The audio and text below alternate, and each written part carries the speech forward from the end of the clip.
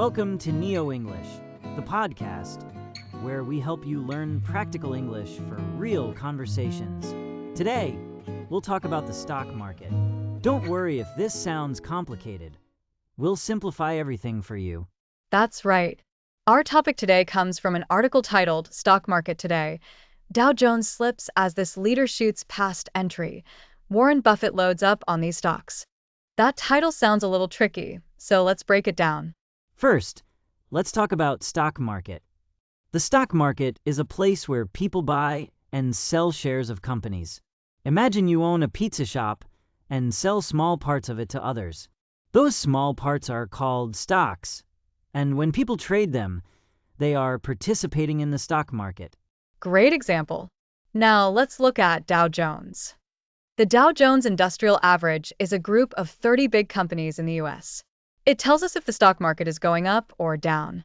If it slips, it means the value is going down. If it rises, the value is going up. Exactly. And you might have heard the phrase, shoots past entry in the title. Shoot past means to move quickly beyond something. Let's say a runner is in a race. If he shoots past another runner, it means he moves ahead very fast. Another good one. Now let's talk about Warren Buffett. He is a famous investor, someone who puts money into businesses to make more money later. The article says he is loading up on stocks, which means he is buying a lot of them. If you love chocolates and buy 10 packs at once, you're loading up on chocolates. Now that we understand the title, let's summarize the news. The Dow Jones Stock Market Index went down today, meaning some stocks lost value. However, one company's stock price went up very quickly. Meanwhile, Warren Buffett decided to buy certain stocks, which could be a sign that he believes they will increase in value.